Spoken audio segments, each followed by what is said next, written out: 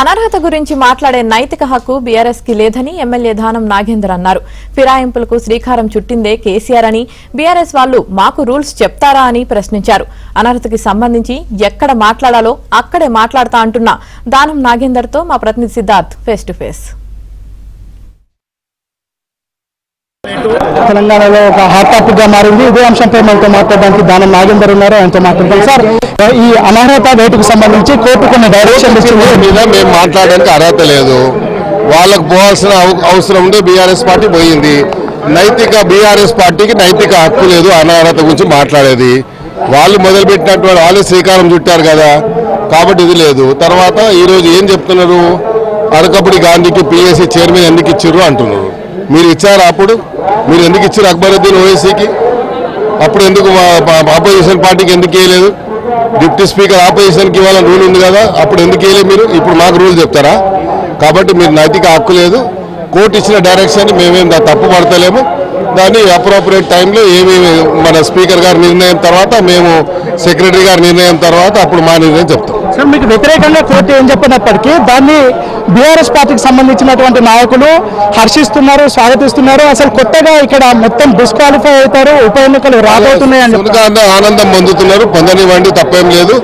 తప్పకుండా వాళ్ళు ఏదని చెప్పనివ్వండి. కోర్టు ఏదైతే డైరెక్షన్ ఉందో దానికి పరిధిలో ఉండి మేము అప్రోప్రియేట్ టైంలో మేము ఏం చేయాలని ఆలోచిస్తాం. గతంలో కూడా బీఆర్ఎస్ పార్టీకి సంబంధించి మాట్లాడి మేము నిర్ణయం తీసుకుంటాం. సార్, గతంలో కూడా ఇట్లాంటివి జరిగినాయి కదా, గతంలో కోర్టు కానీ లేదంటే ప్రజల్లో కానీ ఇట్లాంటి రెస్పాన్స్ కాలేదు. ఇప్పుడు మాత్రం ఇట్లాంటి చర్చ ఎందుకు జరుగుతుంది? ఇప్పుడు వాళ్ళు చేస్తేనేమో ఏమంటారు, దాన్ని సంసారం అంటారు, వేరే వాళ్ళు చేస్తే వ్యభిచారం అంటారు. కాబట్టి వాళ్ళకి నైతిక హక్కే లేదు. ఈ రాష్ట్రాన్ని దోచుకొని అడ్డగోలుగా దోచుకున్న వాళ్ళు, ఈ రాష్ట్రంలో ఉన్నటువంటి ఆర్థిక వ్యవస్థని మరి ఇంత పెద్ద ఎత్తున దోచుకున్నటువంటి వ్యక్తులు, రాష్ట్ర ఖజానాన్ని మొత్తం అంతా ఖాళీ చేసిన వాళ్ళు ఏం మాట్లాడతారు? వాళ్ళకి వేరే మాట్లాడడానికి లేదు, వేరే డైవర్షన్ చేయడానికి, వాళ్ళ మీద ఉన్నటువంటి ఆరోపణల మీద తప్పించుకోవడానికి ఈ రకమైనటువంటి దీన్ని మీరు వాళ్ళు చేస్తున్నారు. కాబట్టి దీన్ని పెద్ద మేము లెక్క చేయము. బీఆర్ఎస్ పార్టీ ఎన్ని విమర్శలు చేసినా లెక్క చేయము. మేము ఎక్కడ సమాధానం చెప్పాలో అలా చెప్తాం. విదేశాల్లో ఉన్నటువంటి కేటీఆర్ కూడా దీన్ని కీన్గా అబ్జర్వ్ చేస్తున్నాడు. కోర్టు చెప్పిన దాన్ని మేము స్వాగతిస్తున్నాము. ఇక బీఆర్ఎస్ అంటే పార్టీ మారిన ఎమ్మెల్యేల పని ఖతమైంది అని ఆయన చెప్తా ఉన్నాడు. దోసుకున్న డబ్బుని దాచిపెట్టుకోవడానికి పోయిన వ్యక్తి వీడు ఎందుకు మాట్లాడుతున్నాడు? వీడికి వచ్చి గ్రౌండ్ రియాలిటీ మాట్లాడమని అందరు ఏంది వచ్చేస్తున్నారు, సీట్లు ఖాళీ అయిపోతాయి, మీరు పోవద్దని భయపడుతున్నారు. వాళ్ళ మీద విశ్వాసం లేదు, ఏ ఎమ్మెల్యేకి కానీ ఓడిపోయిన వాళ్ళకి లేదు, గెలిచిన వాళ్ళకి లేదు. వీళ్ళు ఒక భయం, ఒక భూతత్వాన్ని చూపించాలంటే చూడు వాళ్ళు పోతున్నారు, వీళ్ళు కూడా పోతారు, పోతాయి అని చెప్పి భయపట్టిస్తారు. కానీ ఎవరు ఉండరు ఆ పార్టీ. మిగతా వాళ్ళ అంశంతో పోలిస్తే మీది కొంచెం కాంప్లికేటెడ్ గా మారేటట్టుంది. ఎందుకంటే మీరు కాంప్లికేషన్ లేదు, మేము రూల్ ప్రకారంగా ఇప్పుడు పోటీ చేసినాం. అవసరం ఉంటే కోర్టులో మాట్లాడు.